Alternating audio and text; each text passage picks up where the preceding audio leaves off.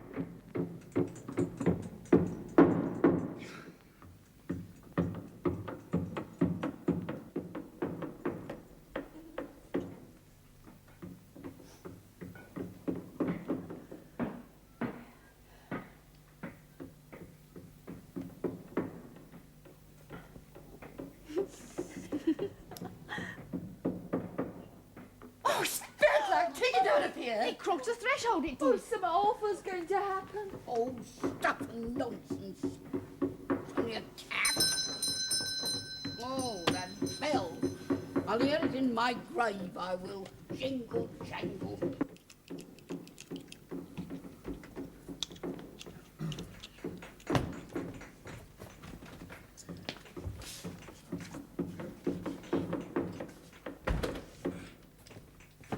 Out with the old, in with the new. I beg your pardon? These electric bells will soon get you on the up, my lad. This time next week, you lot won't know yourselves. Old bells or new bells, it's all work, isn't it? Work, my lad? You don't know the meaning of the word.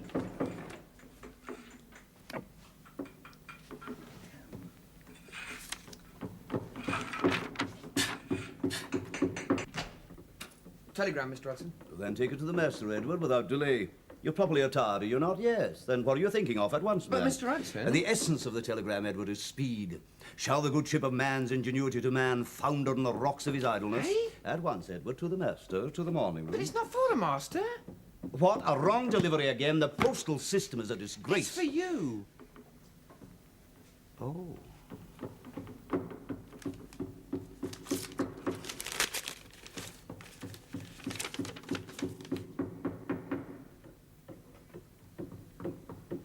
You may go, Edward. Not bad news, I hope. Thank Mr. you, Edward.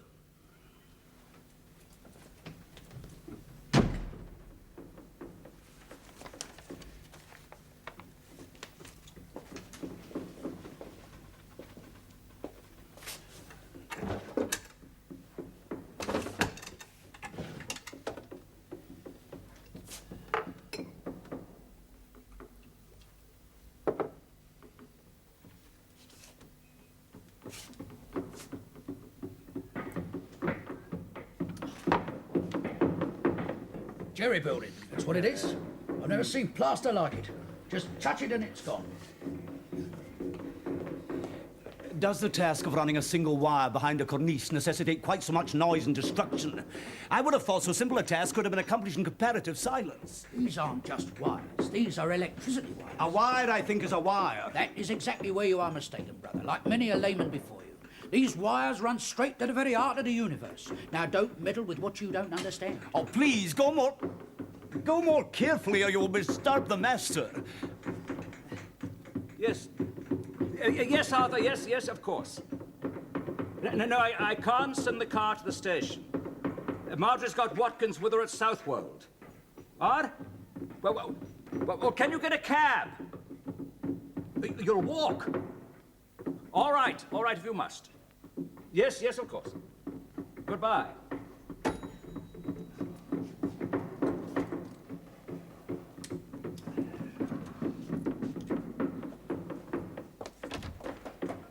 Hudson!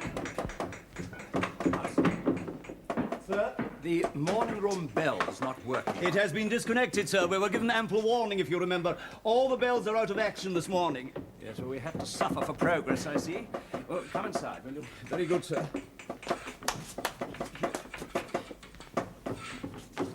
This is not the most convenient time, I know, but my brother Arthur will be staying for the weekend. Very good, sir. I'm sure we will manage. Yes, he's coming up for a medical conference of some kind. He'll be in and out mostly, I suppose. I'll tell Violet to make up the bed in Captain James's room. Will Mr. Arthur be arriving in time for luncheon, sir? He's walking from the Royal Society. How long will that take him? I have no idea, sir. No. Well, what's ordered for lunch? Isn't it gammon and parsley sauce on the Thursday, sir? Well, don't ask me. My brother's something of a food reformist. There are certain things he does not permit himself to eat. I shall inform Mrs. Bridges. Yes. Does gammon and parsley sauce, does that... I have no idea, no. but I'm sure Mrs. Bridges will. Well, perhaps Edward better serve luncheon up here on trays. No point in opening up the dining room. It will appear suitably informal, sir. And tell those damn workmen to make less noise. I have already told them. Well, tell them again. Less noise up there, if you please. Progress is a very noisy business. A convenient argument, but a false one. Try to use a little more skill, and less brute force.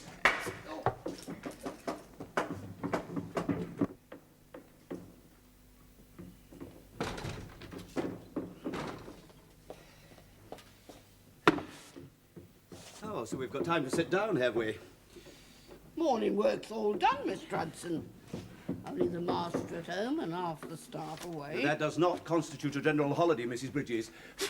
Violet, there is dust everywhere on the floors upstairs. Well, it's the workman, Mr. Hudson. I've dusted 6 times today already. Then you will dust a 7th and an 8th and 100 times if necessary upstairs, my girl.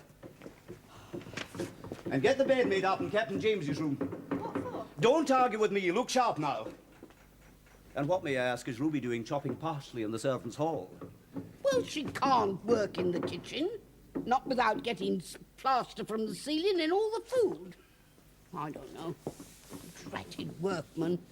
Black cats. Electricity. We'll all be struck dead in our beds. That we will. Edward, tobacco slows the nervous reflexes, and yours are quite slow enough. Put that abominable instrument away and lay up 2 trays. Trays? What's that for? Ruby, you are not cutting suet. That's parsley, that is. Work at it, girl. Elbow grease. Yes, Mrs. Bridges. I suppose you washed it first. You didn't tell me to, Mrs. Bridges. I don't know. There's something wrong with that poor girl. I don't think she's quite right at the head.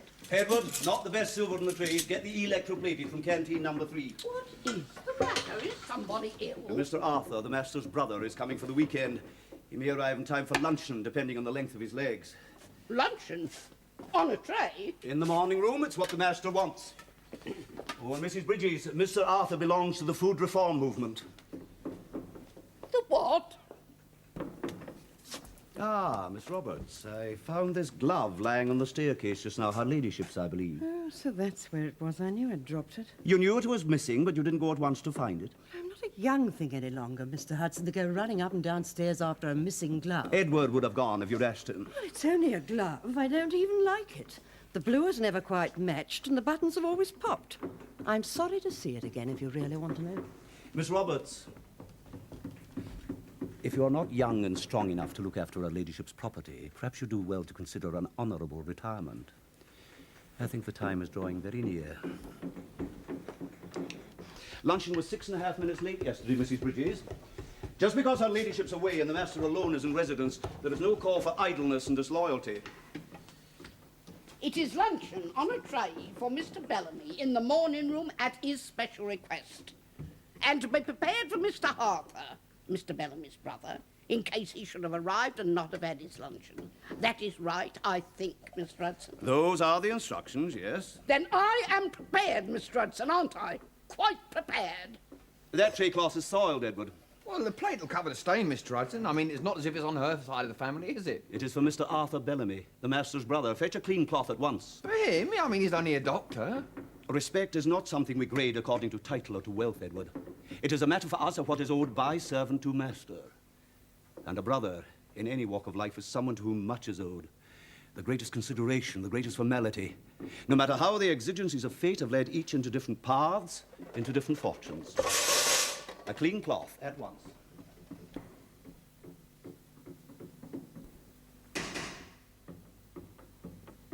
Edward, front door. A cloth, get rid of it. Morning, sir.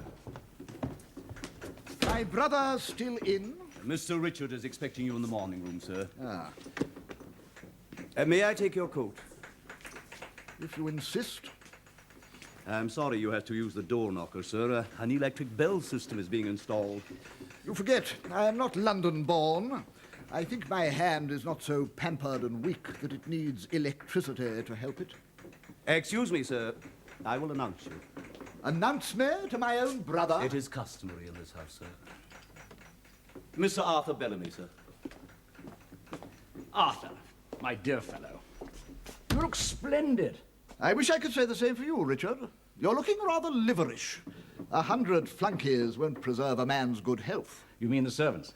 God's good air was clean and bright outside.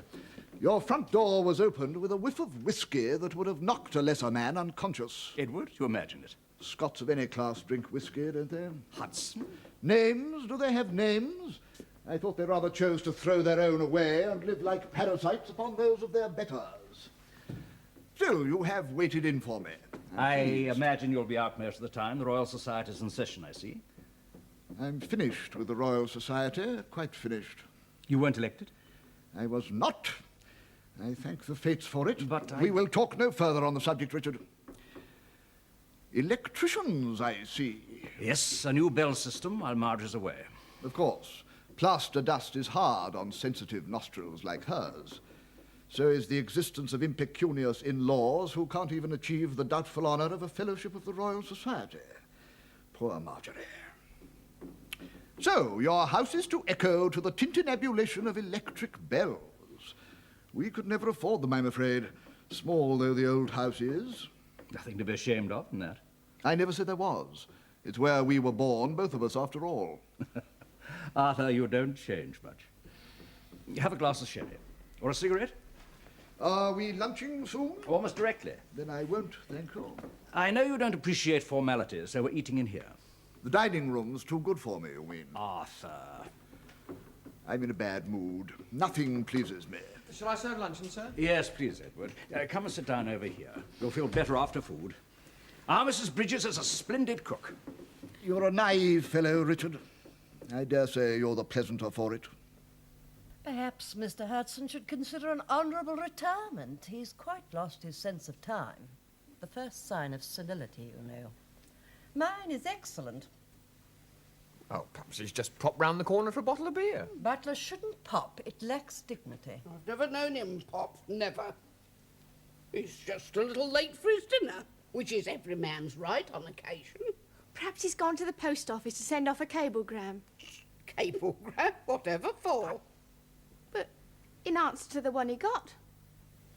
Cable? Who said Mr. Hudson had a cable? Edward. You never said. Oh, I thought I mentioned He's it. put his earnings in a gold mine and it's failed. Perhaps his mother's been taken poorly. Mr. Hudson's mother passed away a year ago, come Easter, Ruby. Oh. And Miss Roberts, Mr. Hudson is not the speculating kind. Well, personally, I'm hungry. I want my dinner. Oh, you'll hardly know the old village. Ugly new buildings on the outskirts. Motor cars filling the air with dust and fumes. Strangers everywhere. Of course, you've never come down to witness it. Too much of a backwater. Oh, it's hard to find the time. I do understand. There's grit in the parsley sauce. Is there? Don't you notice it? Well, come to think of it, there is. If you can't eat it, it must be sent back to the kitchen at once. In your position, you must stand firm. My position, Arthur? Because you, like me, are the son of a country parson, is no reason to put up with the insolence of servants. But, Arthur, I am hungry. Oh, very well.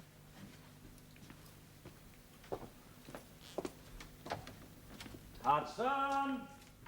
Unwashed vegetables are the cause of much disease, both physical and mental. At home, Anthea washes all such foods in chlorinated water. It's a humble abode, but we do have our standards. Humble abode?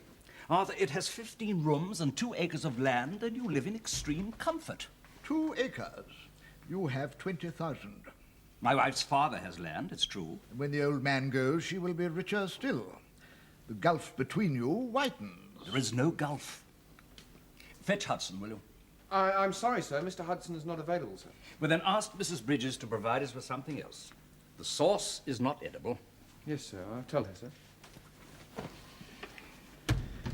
Not available. Doesn't surprise me.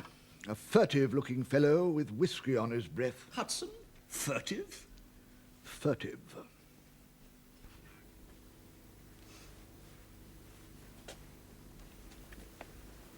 A beautiful fit, sir. Truly elegant. What a pleasure to dress a real gentleman. 1 guinea, did you say? How long will you be wanting the use of the suit, sir? Until the Monday morning. 25 shillings, sir. Yeah, I see. Oh, very well. The address, sir? 165 Eaton Place. Hudson's the name, A. Hudson. For the account to be sent off. Oh, no, I'll pay by cash, if you don't mind. As you wish, Mr. Hudson. Thank you. If I might make a suggestion, if you would consider the purchase of perhaps a cane. A cane? Yes. Yes, why not? And gloves, I think. Yes, gloves. Indeed, sir, indeed. They come a bit costly, some, but not, I'm sure, to you.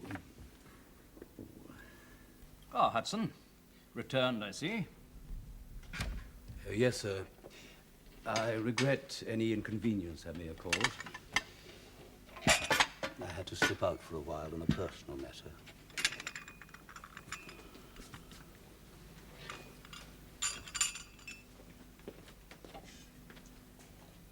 Is that all you're going to say? Of course. Never happened before. I doubt it'll happen again. That man's got a mistress. A mistress? Oh, really, Arthur? Your imagination runs away with you. You can see it in his eyes. The sly look of the confirmed lecher. Hudson? A lecher? He's bringing filth and moral pollution into this house, and you do nothing. Nothing! What's happening to you, Richard? Do you not see that this indulgence has been the root cause of your trouble with your children?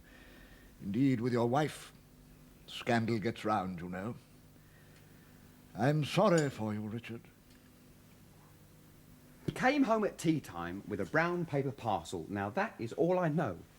Perhaps he's an anarchist, going to blow us all up. Well, if Sarah was here, she'd know what was what. She knows everything. Well, I wish they'd send me away to learn how to become a nursemaid. You? You'd drop Miss Elizabeth's baby on its poor little head, you would. Oh, no, Violet. Our Ruby would only do that by accident, wouldn't you? Now, Sarah, she would do that on purpose. Well, you know what Edward says about Miss Elizabeth's baby. Oh, what have I told you? Never say anything in front of Ruby. You can't. She can't keep secrets. No, she can't be trusted. No, Ruby, what have I told you? You can't be trusted to say anything at all. Now, listen. The other...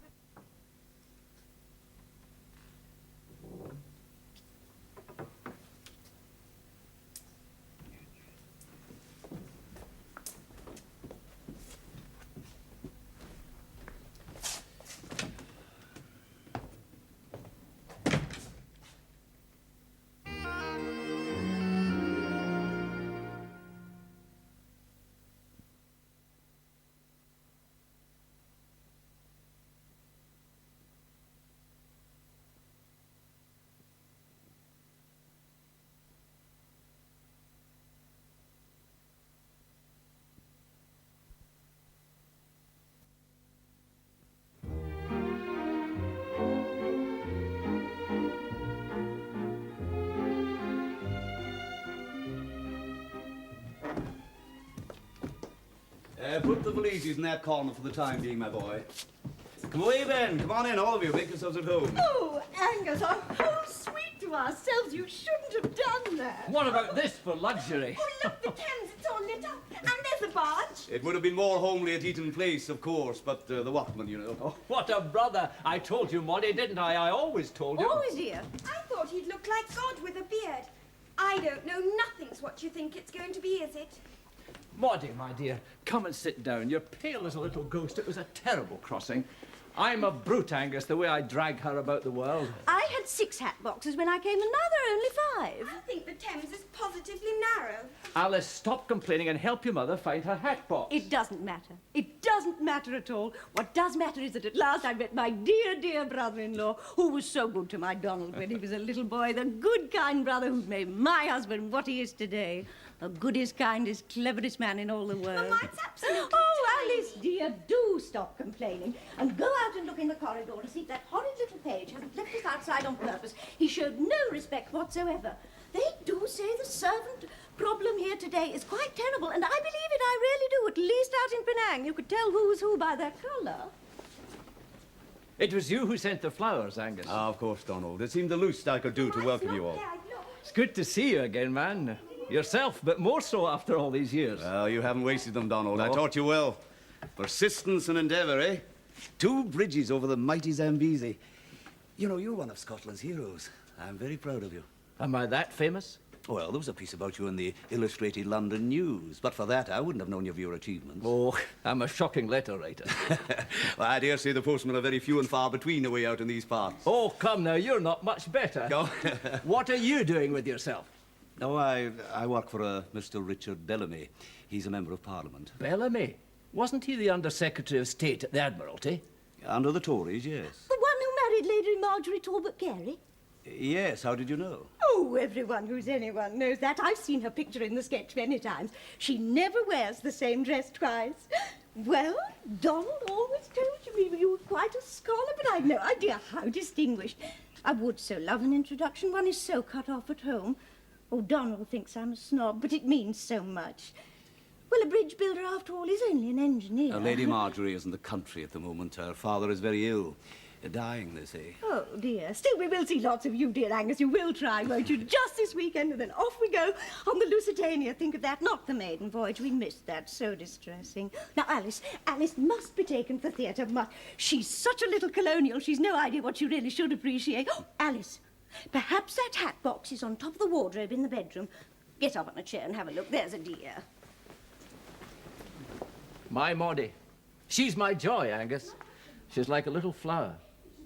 She's 1,000 times more than I deserve. She was the niece, you know, of the governor himself in Penang. Oh, indeed. How far we have come, you and I.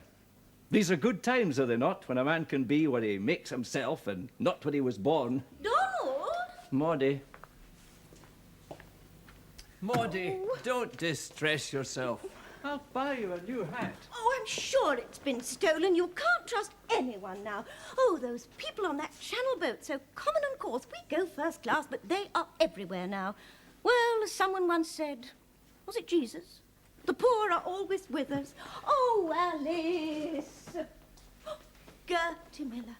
Angus, you will take us to the Gaiety. We are dying to see Gertie Miller. Well, I believe seats are very hard to come by. It is short notice. But you will try. A box. I've always wanted to sit in a box. I'll see what I can do. And luncheon at Spinelli's? Maudie. Oh, I've read about Spinelli's. You can show us who's who and perhaps introduce us. Oh, I'm so excited. Who would have dreamt that Donald's brother would be so important in the fashionable world? But your husband is known all over the world, Maudie. Oh, yes, but not to anyone important. Oh, my poor head. It's in quite a whirl. I don't see enough daylight, that's the trouble. Down here in the dark, and one can feel the damp. The worst summer since 1894. That dratted black cat. Bad luck. Nobody's ever sent a sauce of mine back. Not since I was first in service, when the cook fell dead over dinner and I had to step right over her and carry on. I was only the kitchen maid. They wasn't grateful. They sent the Hollandaise back. said it was curdled. Well, the look on that poor dead woman's face. Enough to curdle anything it was. As for poor Mr. Hudson, I don't know what the matter is. I fear for his sanity. I haven't been spoken to like that since my father saw me walking out with a young man. Only the once, of course. They sent me into service after that, and I soon forgot him. And I'm very happy as long as people speak nicely to me. He was a pleasant young man, well set up, but not well spoken. You see, it wouldn't have done. I've always afterwards mixed with a very nice class of people. Well, above stairs, at any rate. Well, one lives as one can, doesn't one? Oh, so you're back, Mr. Hudson. I am here, which is what is significant, Mrs. Bridges. Seem to be coming and going a great deal lately, Mr. Hudson. I have certain personal matters to attend to outside, Miss Roberts, with the master's permission. Excuse me, they'll be requiring the grog tray up in the morning room. And in the constituency, of course, you have to mix with the plebeians. I can understand your reluctance. Reluctance? No. Boredom is my worst enemy. I'm sitting in the Commons, losing division after division. It scarcely seems like real life. Well, there are compensations. Comfortable house to come home to. Bells that work by electricity. Reward indeed. Well, they are efficient. Oh, you don't have to justify them to me. They're amusing toys. What's wrong with that? But please don't speak of efficiency when what you are seeking is mere diversion.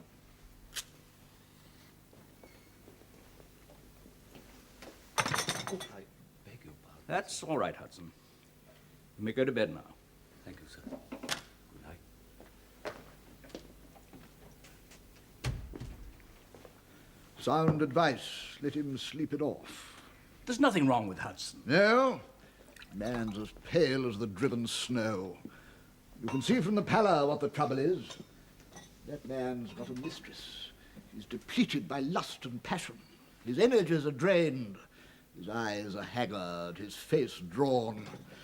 I've seen time and time again in my patients the growing debility, the laxness, the languor that overtakes even the most robust when the sexual animal instincts are indulged.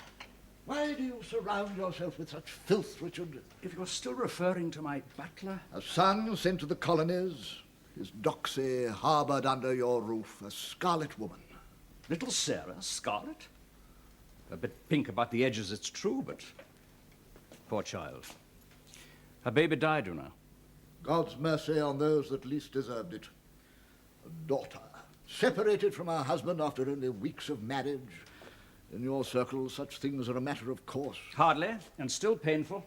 And under your roof, your servants run riot. Under your roof, the threshing limbs, the sweat, the foul rankness of animal degradation. Arthur, for God's sake. Are you happy, Richard? Are you? I only have the £30. My life savings, but you're welcome to it. I should have had more, I know. But I got that carried away by the tales in the Sunday papers.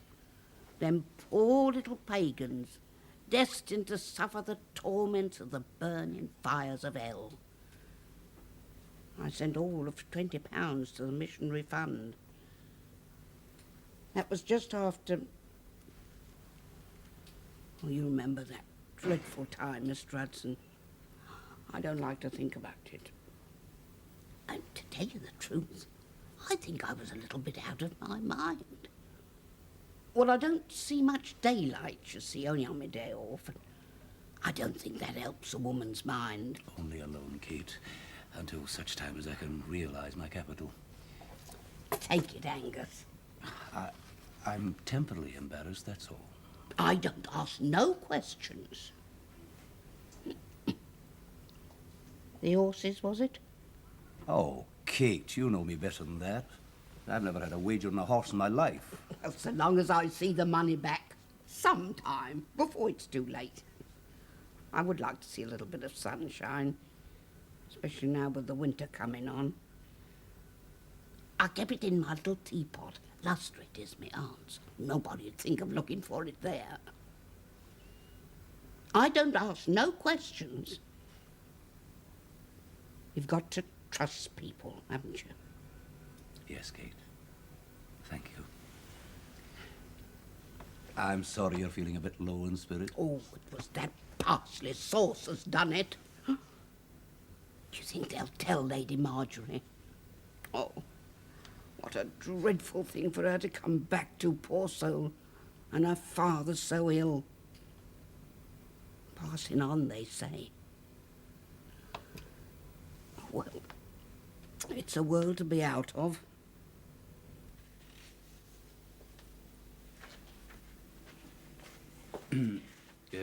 Pardon me, sir. Yes, Hudson? Might I request an afternoon and an evening off, sir? This evening and tomorrow afternoon. This is most unusual. It is, sir. You're not in any trouble, are you? You would feel free to come to me. Oh, indeed, sir. If I say no... It is your right, sir. I had not finished speaking. If I say no, you might simply take the time off in any case, and I would not know, would I? That is not the way things are, sir. No, perhaps we should thank God he did not make us with eyes in the backs of our head. No doubt he saved us all a good deal of distress. Sir. That'll be all. Take off as much time as you wish. My brother will be staying another night, see his room is comfortable.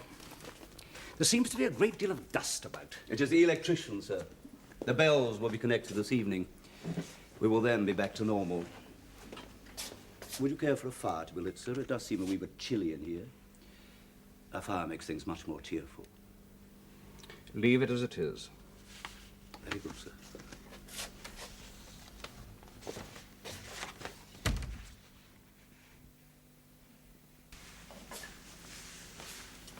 What does Uncle Angus do, Mother? Do? I don't know. Not very much, I don't suppose. Gentlemen don't work. Only Father building his silly bridges. Well, we must look upon it as a hobby. That's right, Alice. Tell all your friends it's just a hobby. There's something strange about Uncle Angus. Strange? What can you mean? The way he keeps stepping backwards and sort of bowing. Backwards and bowing? What can you mean? Like a waiter. The most distinguished people I've met in London have been the waiters. Oh, Alice, waiters aren't people. Oh, I sometimes wish we'd never left the East. Ideas are so confusing when there are too many of them. Well, I must confess I shall miss the old bells. The old jingle jangle, sir? That's right, Edward. Well, sir, if you'd care to take this in your hand, sir, and press the button when I tell you. Looking at the little window up there marked study. You'll hear a buzz, no doubt, and see a red marker in the window concerned. Devilish scientific. Seems so simple to the layman, sir, as always. But ignorance begets confidence, and when it's a matter of electricity, confidence kills even quicker than curiosity. Do you know, sir, I've seen grown men shriveled up. Oh, come along now, come along. What about your inauguration address, Richard? Well, yes. Well, here we are then. About to drag ourselves, kicking and screaming, yet one step further into the new world. A small step, but significant. Linked by wires, through the miracles of science, to the very power source of the universe. Yes, and at the mere touch of a button. Where's Hudson? He has the evening off. What for? I have no idea. As I was saying, at the mere touch of a button. Go and get some candles. What happened? So much It's the same time. Electricity is a very mysterious thing. It keeps its secrets to Mrs. itself. Bridges will get some... It's a fuse, that's all. Too heavy a load. I'll mend it. Where's the fuse You box? can mend it, or I will show you. We'll be back as magic, Richard, you know.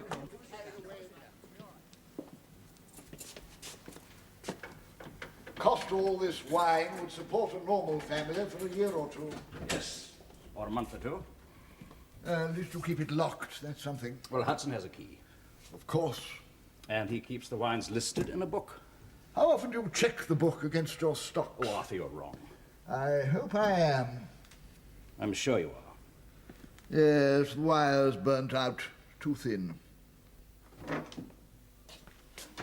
Oh, Angus, a private supper. I never thought to have a private supper. How daring. Oh, look, Alice, there's salmon. That child is stage-struck. Where do you think our silliness comes from, Donald? Can it be me? Oh, no, of course not, Mother. Where is the champagne? I ordered champagne. Oh, I do apologize for the slackness of the servants here, Maudie. Champagne, champagne and Gertie Miller. London really is the very hub of the world, is it not? Nothing appears to be missing. Except this now. What's that? One bottle of Taylor's 87 vintage port wine. To comfort us. What for? Because we thought we were gentlemen and discover we are common spies. Now, where does he keep the corkscrew?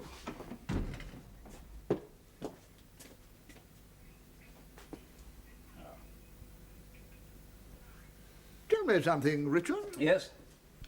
Do you visit the theatre much these days? Oh, hardly ever. What was the last thing we saw? Oh, The Man from Blankly's. Hawtrey was marvellous. But that was some time ago. Musical comedies? Never. Archie can't bear them. I thought not. Well, let's take this upstairs, shall we? There you are, my dear. Well, to my dear brother and to his family, welcome to London and good health. Go on, Donald, dear. Oh, reply. yes. And we wish to acknowledge our gratitude to my dear brother for giving us such a good time. The sightseeing, the shopping and the theatre. It's a long way from Penang, but it was worth it. Slanchava. Slanchava. Uncle Angus. Oh. Oh, I don't like champagne. It gets up my nose. No. Try that. Yes, I don't doubt its quality. It's the gout I fear. Well, then drink it. I'll risk it. Very good, I must admit it. No. It does not soothe me as I hoped. I'm all rough edges, Arthur. There's something vulgar in checking on another human being, whether he be servant or... Damn it, Arthur, you could persuade an angel that the harp he played was out of tune. Yes, you're quite right. I shall make amends. I shall take you out to luncheon tomorrow before my train departs for Norwich. I suggest we go to Spinelli's. Well, that would be delightful. Yes, I haven't been there for years. Should be interesting. Come along, sit down, enjoy your port.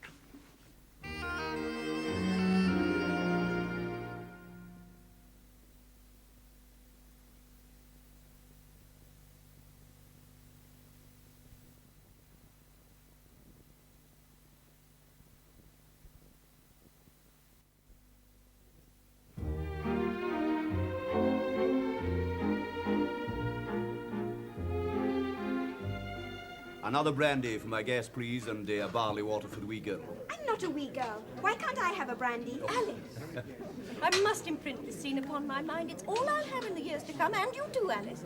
Oh, to think, Angus, you can come here whenever you want. Poor little Maudie. You think I'm silly? Of course I don't, my love. I think I'm a dull fellow. I am moved by cantilevers and concrete and not by names and faces. Perhaps you should have married Angus here. Oh. Isn't that the actor we saw last night at the gate? Alice, sit down. Oh, yes. Yes, that is Mr. George Grossmith, yes, indeed. Lunching with Granville Barker, no less. Oh, there, Alice, isn't that fascinating? And if you care to glance at the table just beyond there, the one under the mirror, you will see in the flesh Sir Edward Carson, one of our most distinguished advocates. I find lawyers rather tedious, frankly. Is that very naughty of me? See how she sparkles, Angus. Eat up, my precious. You've hardly touched your food. Oh, I know. I have the appetite of a little bird. Oh, I do wish we could have been a month earlier. Then we could have been on the maiden voyage. Such a glittering assembly. Oh, Angus, such a swoony boat. But now we'll have to travel with the Nouveau Riche. It's so distressing. I did the best I could, my love. It was the rains that held us up. Well, they always do, you and your silly bridges. Why can't you build them in more convenient places? My pretty sweet, I build them in these places to make them more convenient. Do you understand? No, I don't. I'm only a woman, and thinking gives me a headache. Who's that man who looked at you when he went past, Uncle Angus? Is he a friend? I have a friend looked like that at me once. I'd put honey in her hair. She had very long hair. She could sit on it. And the honey... I'm all right. You're as white as a sheet. Are you feeling faint? I'll order you a glass of water. Boy, boy. Please, I'm all right. You see how he apes his betters? You knew he'd be here, didn't you? I did. How? The careless fellow had noted the reservation of his table on the telephone pad in his pantry. Why was the deceit necessary? If you'd known, you would not have come. No, I would not. Well, you can't deny the evidence of your eyes. My eyes see a man lunching with what might well be a friend's wife and their daughter. You see, your butler got up as a gentleman, mixing with people of superior social standing whom, for one reason or another, he wishes to impress. Can he afford to come here on what you pay him? In what other heinous ways does he gather lucre to his seamy bosom? You've allowed him too much license for too long. How else could I bring you to see, Richard, that fatal flaw in your character? That amiability which is no virtue, but the worst of vices. I'm sorry they didn't elect you as a Fellow of the Royal Society, Arthur. What a pleasant surprise to meet you here. Oh, yes, indeed, sir. A surprise. Won't you introduce me to your friends? Oh, indeed, sir. Mr. Richard Bellamy, Mrs. Hudson, my sister-in-law, Miss Alice Hudson, my niece, and Mr. Donald Hudson, my brother. How do you do? They are visiting London from the Malay States. May I join you for a moment? Oh, please, yes, please Delighted. do. Mr. Bellamy, I would have known you anywhere from your photograph, so distinguished and so charming. I was so thrilled when Angus told us he worked for you, and I never knew. Sit down, Angus. I have the honour of knowing a distant relative of yours, a second cousin, I believe, a Miss Juanita Pringle. She is a little foreign, it's true, but... oh, I'm quite overcome. London is so strong a draught. Are you here for long? No, we leave this very evening, alas, for the United States. Oh, we've had a wonderful time. I've been so very happy. Angus here knows everybody everywhere, and he has spent so much money on us. Money means nothing, I know, and now we've met you, Mr. Bellamy, and one is so cut off from most of one's life. Oh, the feeling is mutual. Are you not the Donald Hudson who built that astounding bridge over the Zambezi? Oh, a bridge, yes. Astounding, I hope not. A bridge that astounded would fall down, I think. This one merely stands, but it will stand forever, I hope. And are you not on your way to the Grand Canyon itself? Oh, we've heard about you, Mr. Hudson. Angus here keeps his secrets very well. He's a modest man. You've heard about his bridges? I'm honored to have made your husband's acquaintance, Mrs. Hudson. You must be very proud of your brother Angus. Well, I must go. I have a friend waiting for his lunch.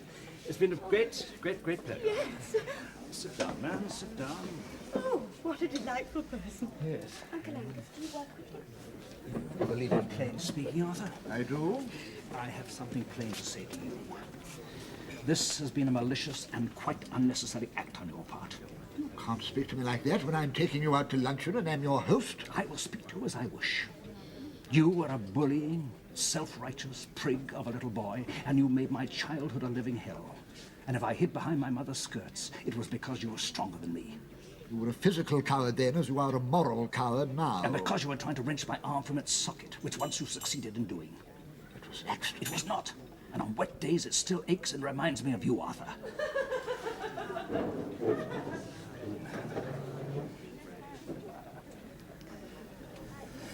I am richer than you. I am happier.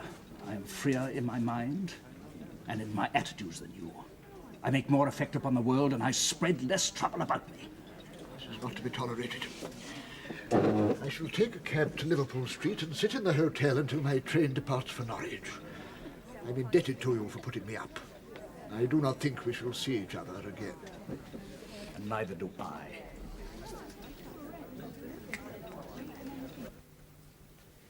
Of course, I will have to resign. Yes, I suppose so. I can expect no reference. After all these years. Quite. Luncheon at Spinelli's, eh? That's a very posh place. Yes.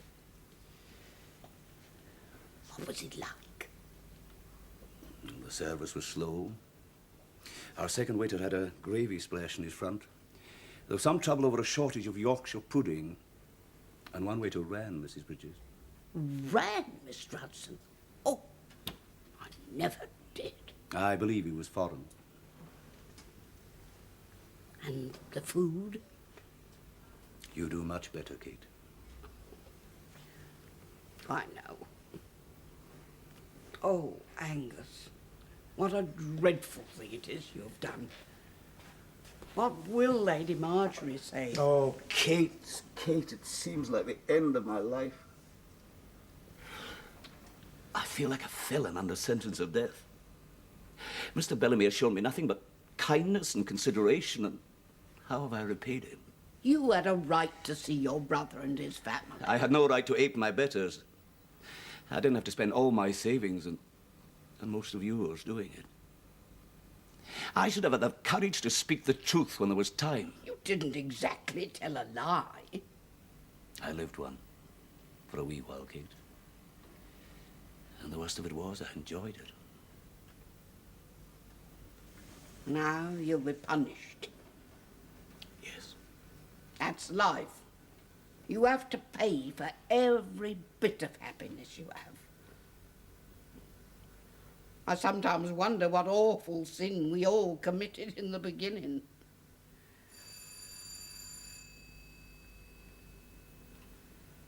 That'll be the morning room. Yes.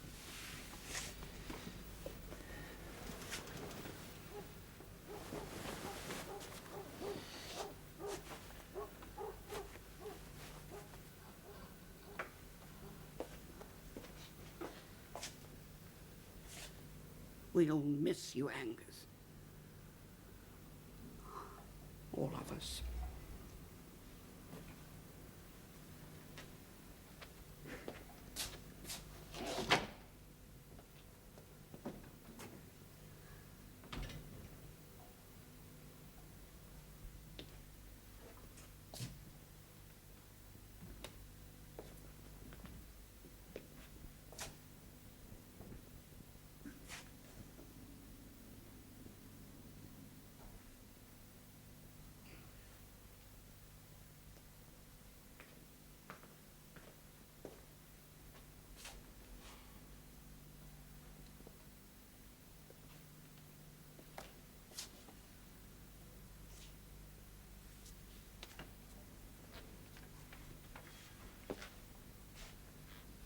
You rang, sir? Yes, Hudson. Her ladyship will be back shortly. Lord Southwold is a little better, it seems. I'm very thankful to hear that, sir. I've asked Edward to tell Mrs. Bridges we'll have something light in here about 8:30. Very good, sir.